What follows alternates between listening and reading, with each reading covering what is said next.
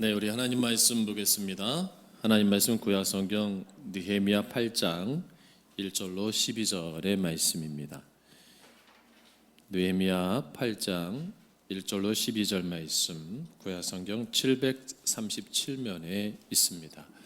우리 한 절씩 교독하도록 하겠습니다. 이스라엘 자손이 자기들의 성읍에 거주하였더니 일곱째 달에 이르러 모든 백성이 일제히 수문 앞 광장에 모여 학사 에스라에게 여호와께서 이스라엘에게 명령하신 모세의 율법책을 가져오기를 청하매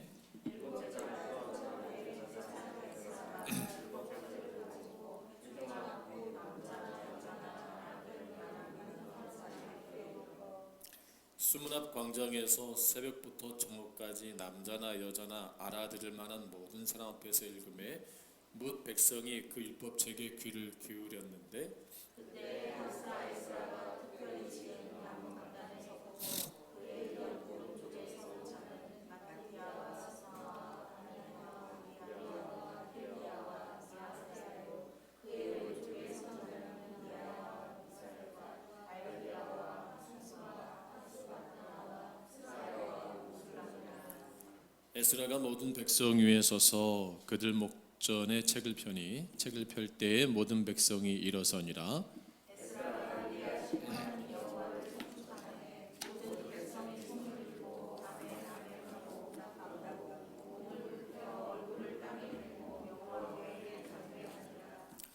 예수야와 바니와 세레비아와 야민과 악굽과 사부대와 호디야와 마아세야와 그리다와 아샤랴와 요사밧과 하난과 블라야와 레위 사람들은 백성이 제자리에 서 있는 동안 그들에게 율법을 깨닫게 하였는데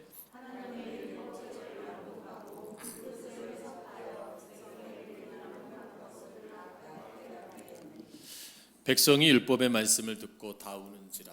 총독 느헤미야와 제사장 겸 학사 에스라와 백성을 가르치는 레위 사람들이 모든 백성에게 이르기를 오늘은 너희 하나님 여호와의 성일이니 슬퍼하지 말며 울지 말라 하고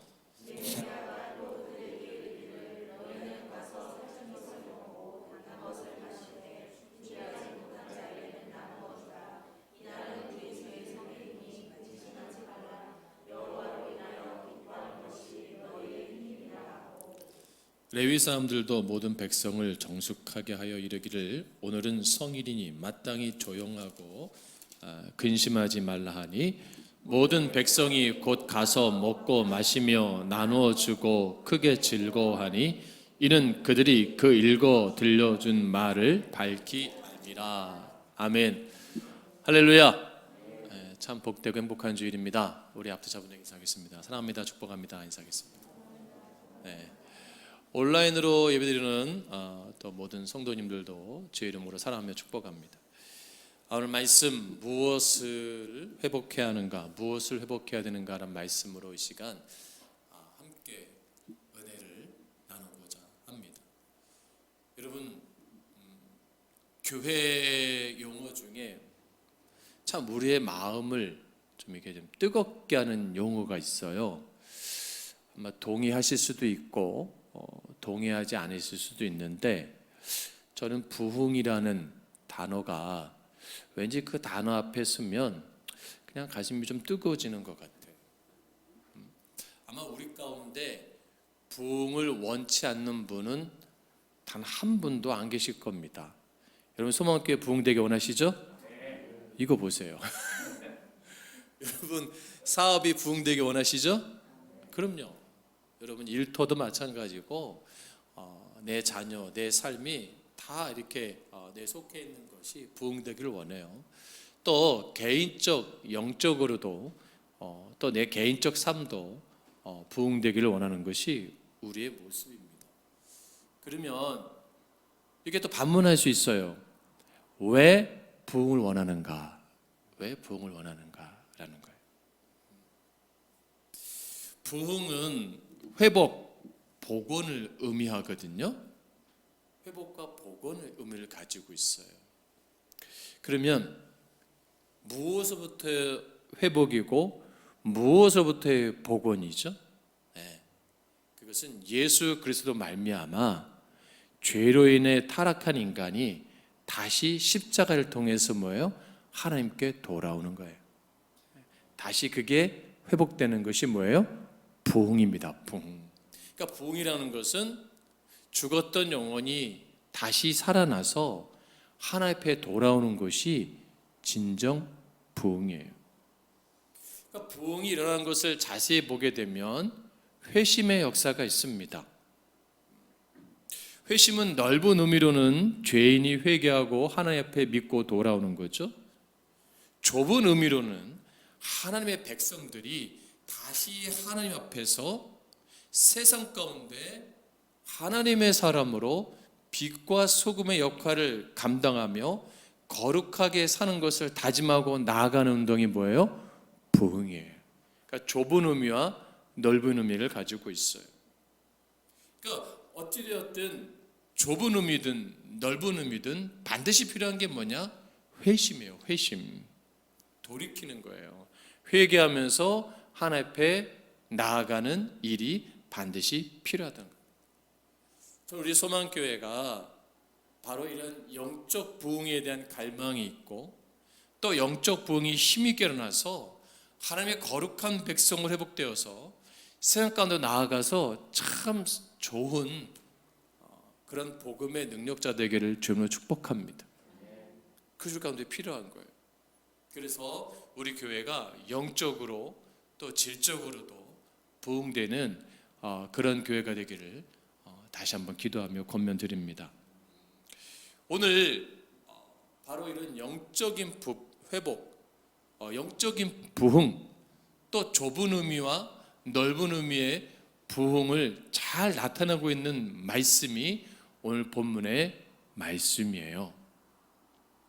우린 너무나 이 잘 아는 본문의 말씀인데 우리가 잘 아는 대로 본문의 느헤미야는 관심사는 무너진 성벽을 건축하는 것만이 아니고 영적으로 무너져 있는 이스라엘의 백성의 영성을 다시 세우는 것에 관심이 컸어요.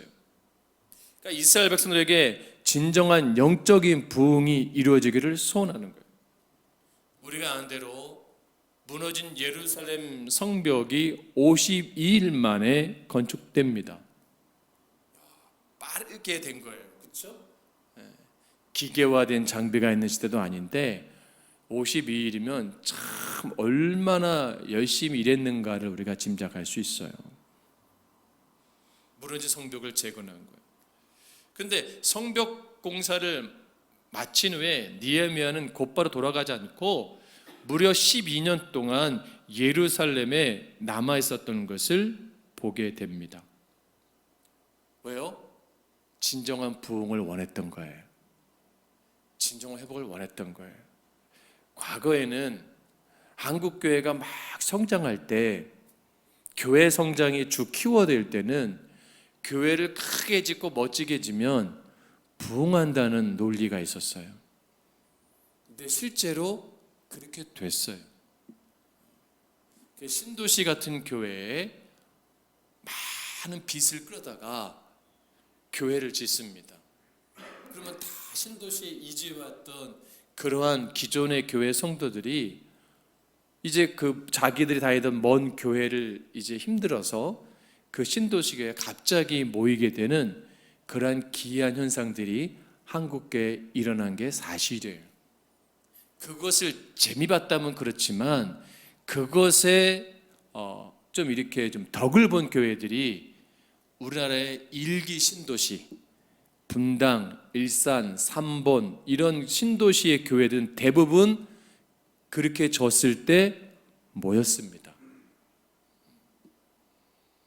그리고 그것이 하나의 모델처럼 됐어요. 여기 노년 신도시도 아마 그런 영향을 받아서 이 지역 내에도 큰 교회들이 많습니다. 그렇죠? 서창지구도 있을 거예요. 왜냐하면 그렇게 지어놓으면 사람들이 올 거라고 생각을 한 거예요. 실제로 옵니다.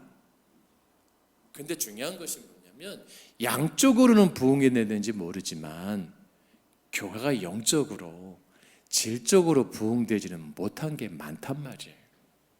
그러다 보니까 조그만 문제 가운데서 교회가 흔들리고 교회가 무너지고 세상 가운데 영향력을 상실하는 안타까운 현상을 우리가 이 시대에 보고 있습니다.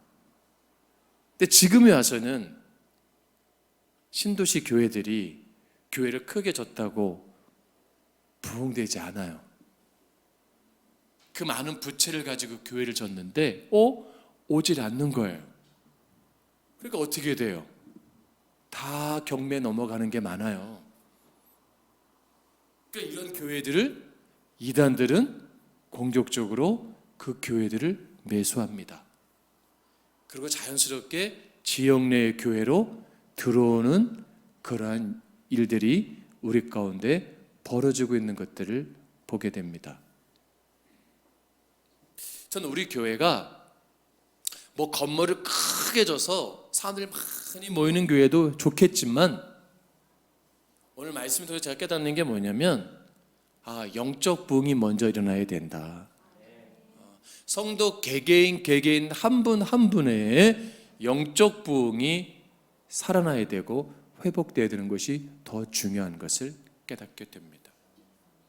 그럼 어떻게 될 때 우리가 심령의 회복, 영적인 부흥이 이루어질까요? 그래서 오늘 본문 말씀에서 정확하게 말씀하는 거예요. 여러분 뭐예요? 하나님 말씀을 들어야 된다는 거예요. 할렐루야. 하나님 말씀을 들어야 된다는 거예요. 이건 너무나 당연한 거거든요. 근데 이 느헤미야의 시대의 선지자의 외침이 오늘 이 시대에도 동일하게 적용되는 이유가 무엇일까요? 어제 신천지에서 공개적으로 유튜브에서 말씀 대성회 했거든요. 이제 자기들도 불안하대요. 이제 뭐 동요가 일어나고 요즘에 뭐 넷플릭스에 나는 신이다 뭐 이런 프로그램을 통해서 사단, 이단, 사이비들이 막 이게 하니까 동요가 되니까 내부 단속을 하는 어떤 그런 방법을 했는데 그거에 마찬가지로 이제 그거를 조목조목 반목한 어느 목사님이 동시에 올렸어요. 무엇이 문제인가? 그 이분이 공식으로 얘기했어요. 이제 난 이만희를 만나서 토론하겠다. 한동안은 신천지에서 막 교회에다가 막 공개 토론하자고 막 그랬잖아요. 근데 지금은 이 단체에서 뭐라냐면 그 집화장들 나오지 말고 그 말씀을 만든 교주가 나오라는 거예요.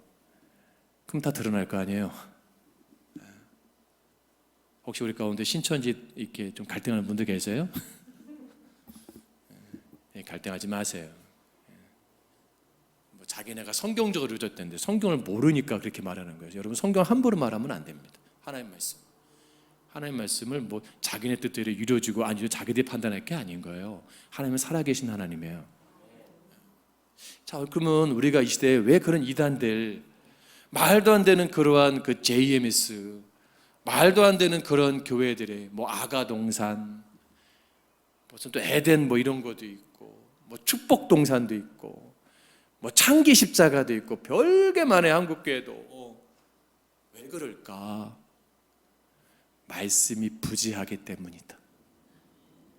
예배를 드려도 성경 공부를 얼마나 많이 합니까? 한국교회가. 그죠? 제자훈련도 많이 해. 나쁘다는 게 아니야. 많이 하는데 중요한 게 뭐예요? 자기 거 하지 못하는 거예요. 자기 거 하지 못하는 거예요. 그냥 듣고 그냥 뭐예요? 다 흘러보내는 거예요. 그 말씀을 내 말씀이 돼서 내 심령이 변화돼서 삶으로 증거되어야 되는 삶이 되어야 되는데 그 모임 순간의 말씀으로 전락되고 만 거예요. 느헤미야가 성벽 재건을 시작한 지 52일 만에 하나님 은혜로 예루살렘 성벽이 완공됐어요. 그런데 이스라엘 백성들이 성벽이 완공된 지 여러분 며칠 만에 다시 수문학 광장에 뭐예요? 5일 만에 뭐예요? 여러분 50일 동안 정말 열심히 일했을 거예요. 그렇죠? 힘들어요? 안 힘들어요? 힘들잖아요. 그러면 좀 쉬어야 돼요. 근데 육체적으로 정신적으로 회복될 시간도 없이 다시 5일 만에 수문학 광장으로 모인 거예요. 왜 모였어요? 하나님의 말씀을 듣기 위해서. 야, 이게 참 놀라운 거예요. 1절 말씀 보면 이스라엘 백성들이 에스라에게 모세의 율법책을 가져오라고 하는데, 모세의 율법책을 가져오라고 하는 이유는 하나님의 말씀을 듣기 위해서예요. 오늘 말하면 성경을 가지고 오라는 거예요. 우리가 주목할 것은 잘 보면 느헤미야나 에스라가 먼저 율법책을 가지고 온 것이 아니라, 우리가 율법책을 읽어줄 테니까 5일 후에 수문학 광장 앞에서 모이라고 말하는 것이 아니에요. 이것이 뭐예요? 이스라엘 백성들이 자발적으로 뭐예요? 하나님 말씀을 사모해서 모인 거예요. 여러분, 교회를 오실 때 자발적으로 오셨죠? 이분들은 은혜를 받아요. 근데 그 자발적으로 올 때도 사모함으로 와야 돼요. 제가 어렸을 때 저희 어머니에 따라서 이렇게 부흥회도 따라간 기억이 있고, 이렇게 이제 뭐 예배도 따라가는 기억이 있는데 사모하는지 몰라요. 그리고 꼭 저한테 오늘 은혜 받아야 된다, 목사님 말씀 잘 들어라. 그리고 그때는 이렇게 교회가 기도실 같은 데 가면은 다 붙어 앉았어요. 이렇게 다 붙어 앉았어요. 내 앞에 바로 그냥 양말 입고 성경책 놓고 이렇게 방석 깔고 다 촘촘히 앉았어요. 막 냄새도 그렇고 칙칙하고 쾌적한 환경도 아니고, 선풍기 그 돌아 습할 때, 이렇게 잠만 때 얼마나 덥습니까? 더 덥죠. 막 끈적거리고. 그래도 그냥 목사님 나와서 그냥 거기서 막 찬송하고 말씀 전하고. 근데 뭐 저도 지금 목사하고 있지만 그렇게 말씀이 깊지 않았던 것 같아요. 그래도 은혜 받고 막 통성기도하면 막 침이 막 그냥 한 대 빡 쏟아져 있고, 그 사모함, 말씀을 들으려고 했고. 그럼 또 그걸 끝나나요? 자유기도 시키잖아요. 자유기도, 그죠? 자유기도, 개별기도 시키고, 또 개별기 릴레이기도 시키면 또 밖에서 다 성경을 읽고 있고. 누가 시켜서 하는 게 아니에요. 그 당시에는 그렇게 하는 거였어요. 은혜를 사모하고. 근데 그렇게 사모하니까 뭐예요? 복을 받더라고요. 참 놀라운 거예요. 이스라엘 백성들이 자발적으로 하나님의 말씀을 사모하고 들려가는 거예요. 여러분, 그러면 그 이유가 있죠. 왜 이들이 하나님의 말씀을 들으려고 했을까? 성벽을 재건하면서 깨달은 거예요. 무너진 성벽을 재건하면서 하나님 말씀을 놓쳐버리면, 하나님 말씀을 잃어버리면 예루살렘 성벽이 무너지듯이 자기들의 삶이 뭐예요? 무너지는 걸 뭐예요? 깨달은 거예요.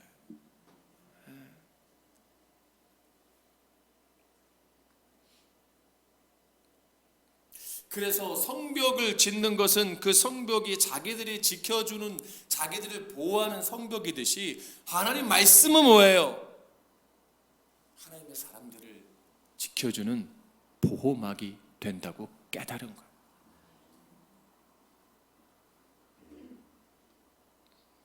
성벽을 짓는 동안 순탄하게 진 게 아닙니다. 수많은 문제가 있었고 대적들이 집요하게 방해를 했어요. 그런데 하나님의 선한 손이 함께 하셔서 50일 만에 기적적으로 예루살렘 성벽이 완성된 것을 눈으로 목도하게 된 거예요. 그리고 그 모든 안전한 것이 하나님 손에 달린 것을 깨닫게 된 거죠. 그리고 말씀 안에 거할 때 우리는 평안하다는 것을 깨닫게 되는 거죠. 말씀을 붙잡고 사는 것이 가장 인생 가운데 안전하다는 것을 깨닫게 된 겁니다. 전 우리 교회에 자발적 순종, 자발적 사모함 있기를 주님으로 축복합니다.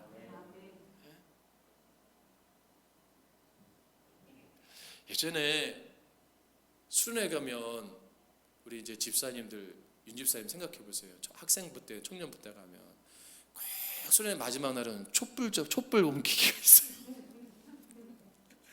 그거 하여튼 불 다 꺼놓고 기도회 집회 다 하면 돼. 애들 막 다 울고 나면은 전사님 꼭 다 이렇게 세워. 양옆 줄 세운 다음에 사랑해 주님이 꺼지면 시험 들어. 당신 그럼 괜히 촛불 켜놓고 또 해놓고 이제 뭐 촛불을 지켜봐라. 그리고 뭐 거기에 뭐 집중해라. 뭐 죄고백해라. 별것도 아닌데 괜히 울고 별것도 아닌데 막 그런 감성적인 게 막 했어요. 감성적인 거 막. 원고에 없는 거 얘기하면 이렇게 헷갈려 설교가. 이 얼굴. 네. 여러분 중요한 게 뭐예요? 깨닫 생각났어. 돌아왔어. 정신이 돌아왔어요. 촛불이 혼자 있어 안 되는데 옮겨가면 붙어지잖아요. 할렐루야. 저는 우리 교회에 우리 최봉우 집사님이 그 촛불을 켰으면 좋겠어.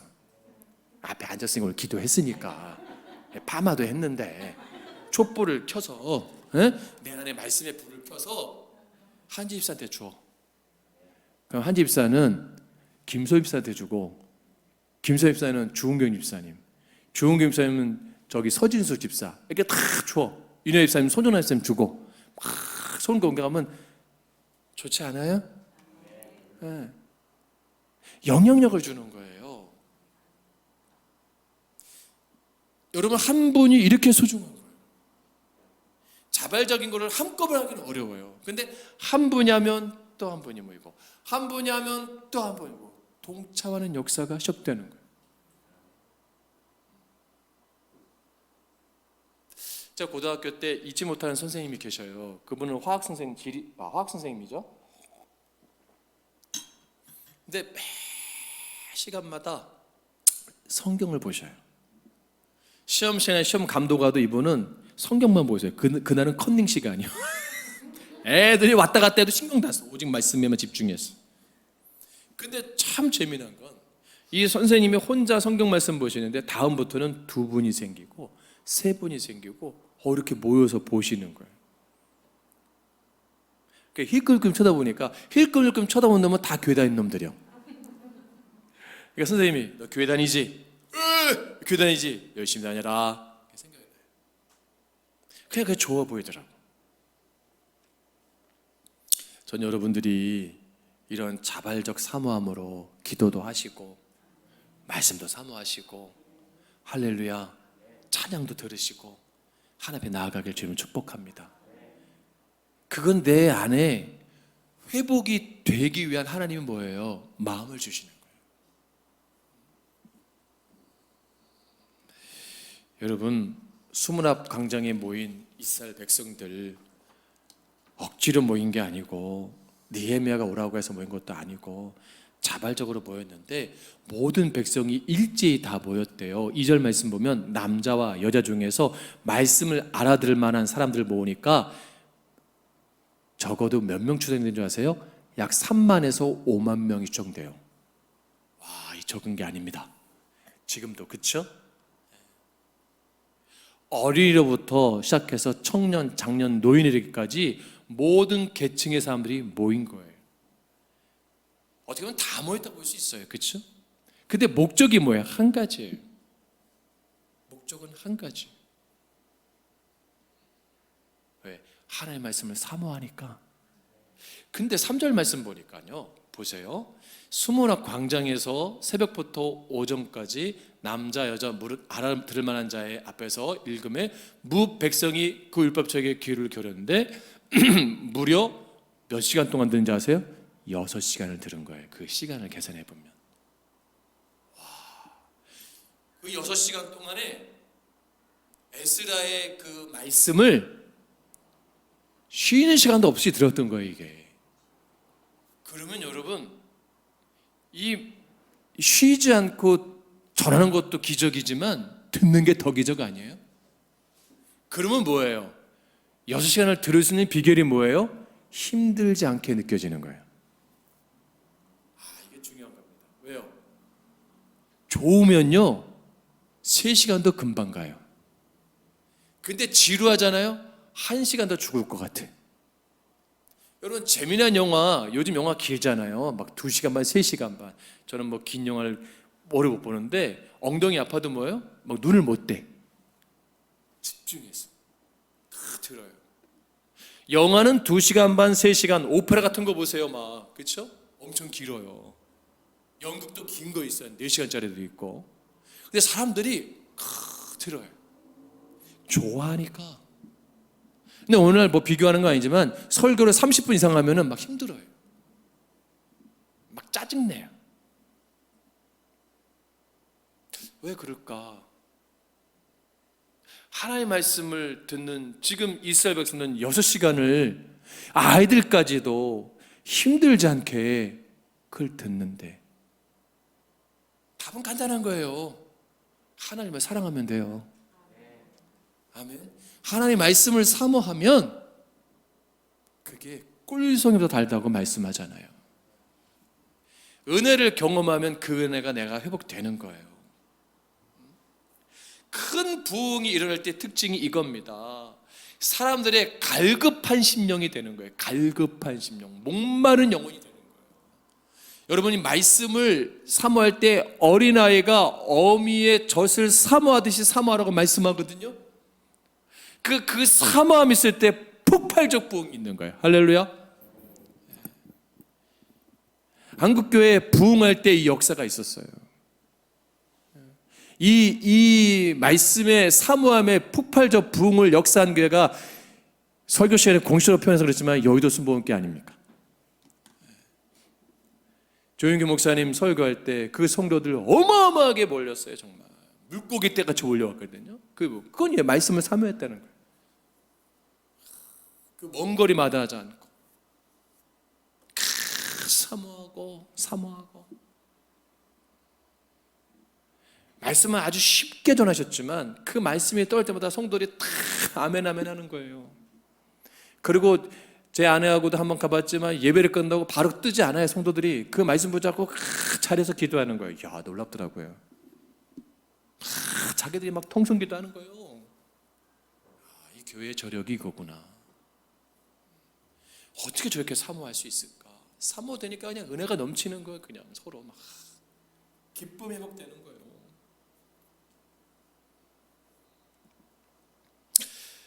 그때의 사모함만 갖고 들은 게 아니고 6시간 동안 그들이 어떤 자세로 들었는가가 중요해요. 5절 말씀 보세요. 5절 말씀 시작. 서서 저희 목전 아멘. 일어섰다는 게 뭐냐면요, 그냥 힘들어서 일어선 게 아니고 편하게 앉아서 그런 것이 아니고 하나님의 말씀 뭐예요? 그 당시에 그 문화 가운데는 최대의 예의를 표한 거예요. 왕 앞에 설 때의 자세처럼 최대의 예의를 표한 거예요. 하나님의 말씀에 다 손들어요. 엄청난 겁니다, 이게. 그러니까 그들은 영적인 마음의 사모도 있었지만 육적인 자세도 뭐예요? 흐트리지 않은 거예요. 육적인 자세도 뭐예요? 지킨 거예요. 놀라운 겁니다. 최대한 존귀하게 여기면서 들은 거예요.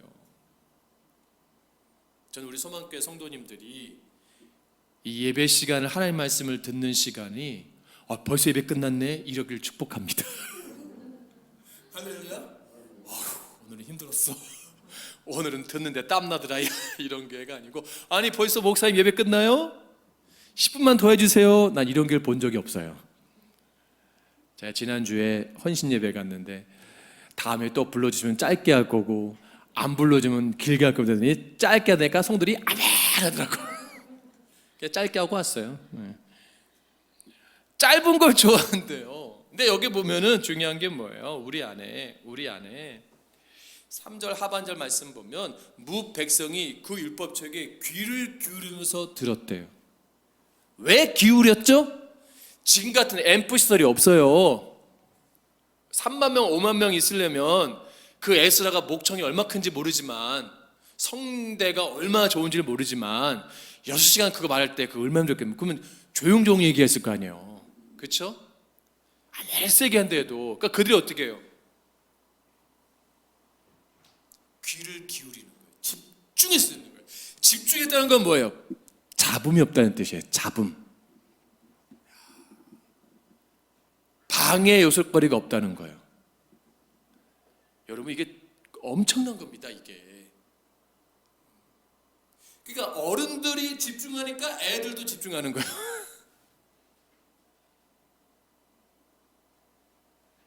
참 놀라운 거예요. 그러면서 6절 말씀 보세요. 6절 말씀. 하나님 말씀이 들려질 때마다 어떤 현상이 나타나는 줄 아세요? 6절 말씀 시작. 에스라가 위대하신 하나님 여호와를 송축하매 모든 백성이 손을 들고 아멘 아멘하고 응답하고 몸을 굽혀 얼굴을 땅에 대고 여호와께 경배하니라. 할렐루야. 말씀이 떨어질 때 그 백성들의 반응이 뭐예요?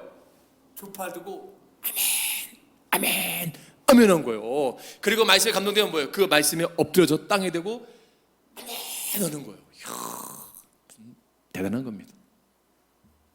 부흥하는 교회들은 아멘이 살아있어요. 진짜입니다. 근데 부흥하지 않는 교회들은 아멘이 없다는 말이 있어요. 여러분, 하나의 말씀 내 안에 줄 때 아멘 하세요. 그 말씀대로 될 줄로 믿습니다. 그 고백하는 거예요. 그러니까 이 에스라가 6시간을 설교할 수 있었던 이유도 이거예요. 반응이 있잖아요. 힘을 얻은 거예요. 안 그렇습니까? 말씀 가지면 아멘 아멘 하는데 군대 갔잖아요. 그럼 막 더 힘나는 거예요. 더 영적으로 막 충전이니까 여러분 아멘이 여기 있는 목사에 힘을 주는 거예요. 힘 주고 옆에 있는 모두 힘 주는 거예요. 우리 손전환 이사님 예전에 교회 다닐 때 아멘 잘하셨잖아요. 그죠? 그러니까 막 힘도 주고 다시 해주세요. 네, 중요한 거예요. 손전환 이사님이 순복음 출신이라 제가 말씀드렸어요. 이런 가운데 여러분 뭐예요? 그 6만 명이 앞에 쓴 사람의 모든 회중들이 하나같이 한 마음으로 집중된다. 하나의 그것이 마음을 쏟는다. 그때 뭐예요? 부흥이 일어나는 거예요. 아멘. 부흥이 일어나는 거예요.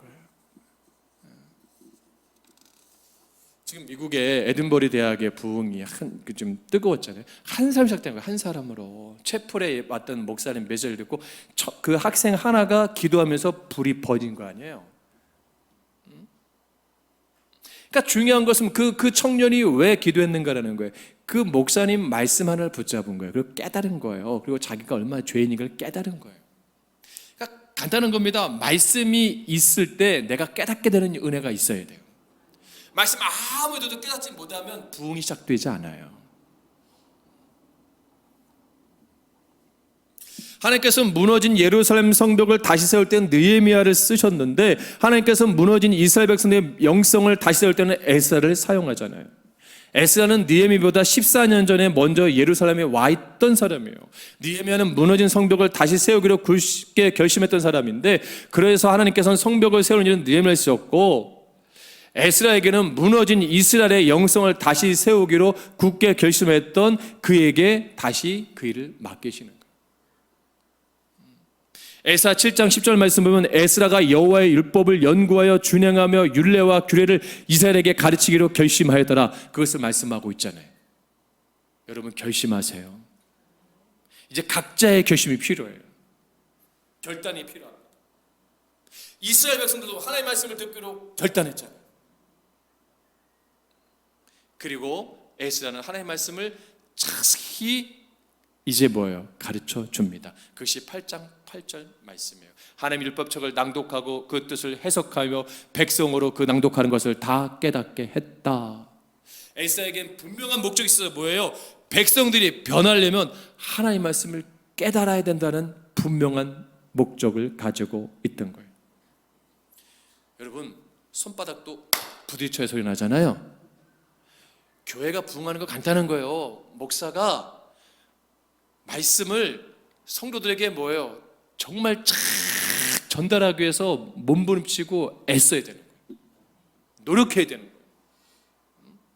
또 그 말씀이 여러분 뭐예요? 받는 성도들이 어떻게 해요? 그 말씀을 받아서 삶 속에서 뭐예요? 실천하고자 하는 결단력과 행함력이 있어야 돼요. 그때 뭐예요? 부흥이 되는 거예요. 그때 회복이 되는 거예요.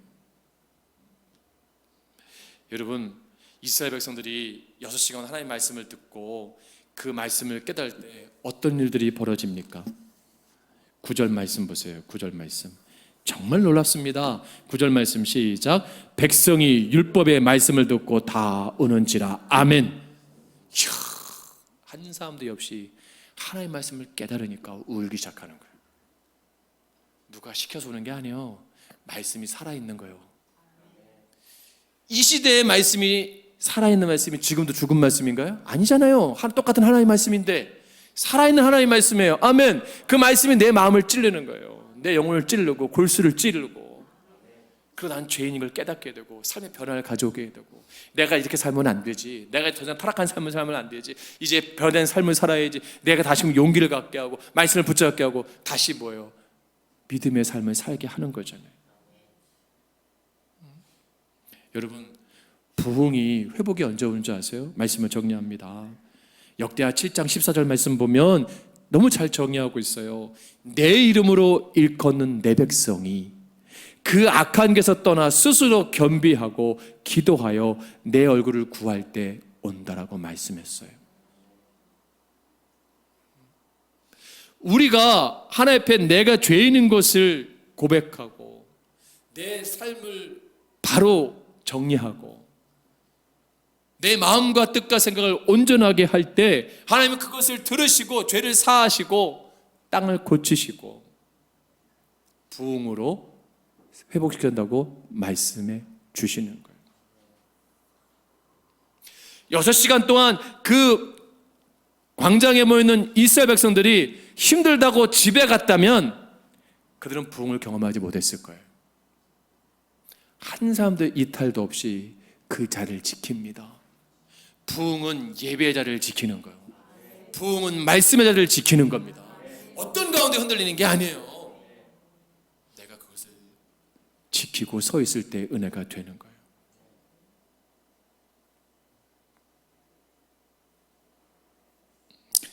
그래서 그 은혜가 12절에 뭐라 그래요? 모든 백성이 곧 가서 먹고 마시며 나눠주고 크게 즐거워했으니 이는 그 읽어드린 말을 밝히 알미라.